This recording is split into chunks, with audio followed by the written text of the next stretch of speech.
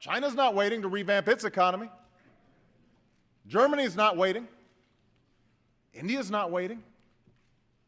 These nations they're not standing still. These nations aren't playing for second place. They're putting more emphasis on math and science.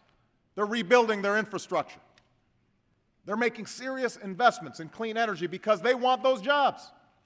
That was President Obama speaking during his 2010 State of the Union address. And I want to turn back to our guests now to address what he said there. A defeat in 2010 for climate legislation, at least wide-ranging climate legislation. How does President Obama achieve these goals? Job creation, emission reduction, clean energy sector growth, without this big comprehensive bill from Congress? How does he go forward?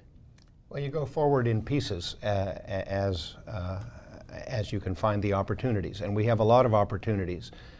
Both in legislative approaches that will appeal to Republicans as well as Democrats, because investments in energy technology that will create jobs, that will reduce oil imports, that will improve air quality in conventional terms, and by the way, will also reduce climate change risks. These are things that I think will be hard for anybody to oppose. We also have a lot of opportunities in terms of executive authority, of ways in which the various departments and agencies can move the ball ahead in clean energy and in reducing climate change risks without the Congress. David, you lead policy at DOE, and when John talks about moving this forward in pieces, is a clean energy standard perhaps the best way to move this forward in 2011, mandating that a certain portion of U.S. electricity generation comes from clean or low emission sources? That will certainly be part of the discussion, Tyler. There's been pretty active dialogue about that just in the past couple of weeks in Washington, D.C. I think there's no question that that'll be under consideration on Capitol Hill.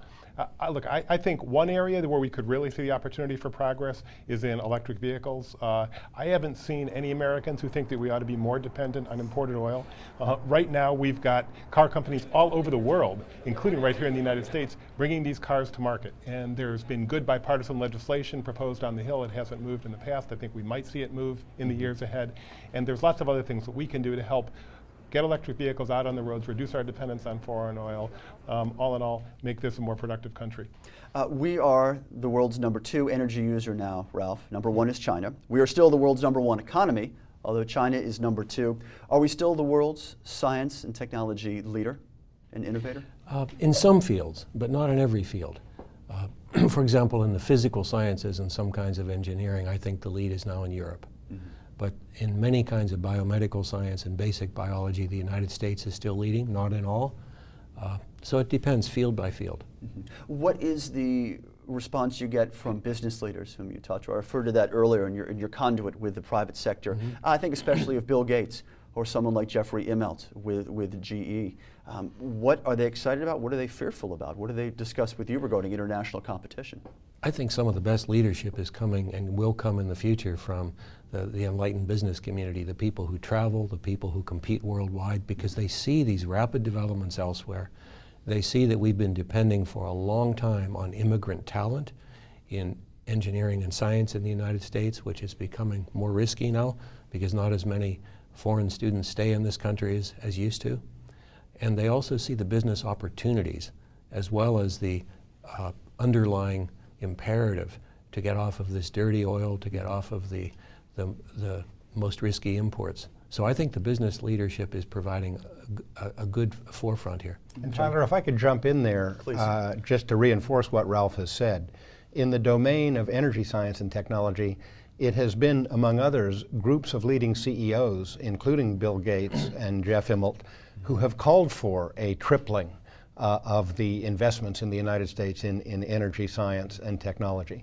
It's been CEOs who are stepping up to the plate in helping support improving science and math education in our schools. We have more than 100 CEOs in an initiative called Change the Equation, in which they're pledging their corporate resources to help improve teaching in middle schools and high schools across the United States in math and science. And they're doing it in part not just because they want to solve national problems, but they're doing it because their own companies need the U.S. workforce to be well-trained and capable across the science and math and engineering disciplines. They want to hire more Americans. They need them to be better trained. Well, if you're alluding to international competition, John, you and David were in China this fall. At the same time, we were there, reporting on clean energy issues and various climate sector issues as well. What do you see from China regarding cooperation and competition? We have a number of efforts underway right now through the Department of Energy, David, with China on potentially game-changing technology. Is it still a 50-50 mix, or is it tipped one way or the other? I'll tell you, Tyler, what's happening in China right now is pretty extraordinary. I was driving on one of those trips this year to Tianjin from Beijing. I was on the 8-lane highway there, going about 60 miles an hour. And as we were driving along, the bullet train came by at 220 miles an hour, about 160 miles an hour relative speed. It was actually very cool to see that thing move right by. But as that happened, I thought, you know, there's a metaphor here.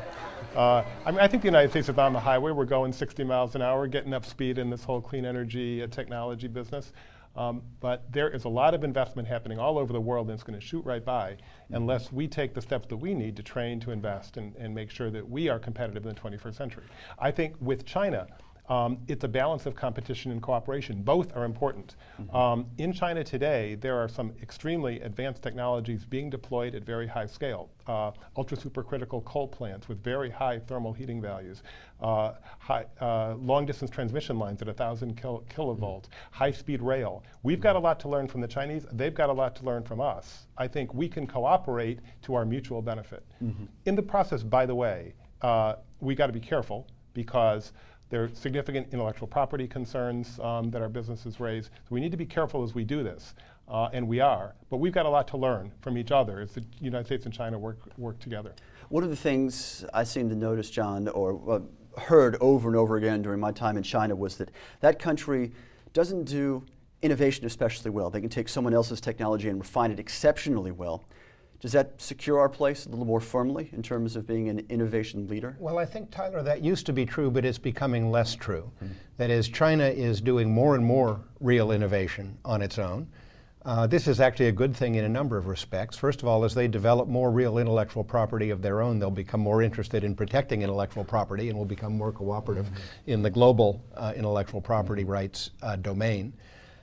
And number two, as David was saying, because they are becoming real innovators, there are things that we can learn from them through cooperation, just as they are learning things from us. And a lot of those things are in our mutual advantage to accelerate in both countries. For example, it's in both of our interests that each of us reduce our dependence on imported oil, because there's a world oil market.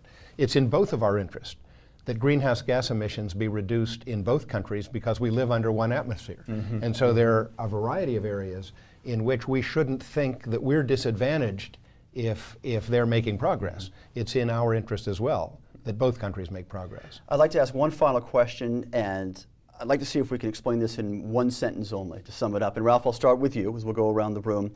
What lies ahead in 2011? What's the best development that you see coming to fruition? Tremendous progress in energy science on the biological side, the physical side, that is based on physical principles, biological principles, that just requires a lot of smart people to stay with it before there will be a number of breakthroughs. And we need more than one. David? Growing awareness about the potential for the clean energy future in this country and around the world. That precludes a climate agreement?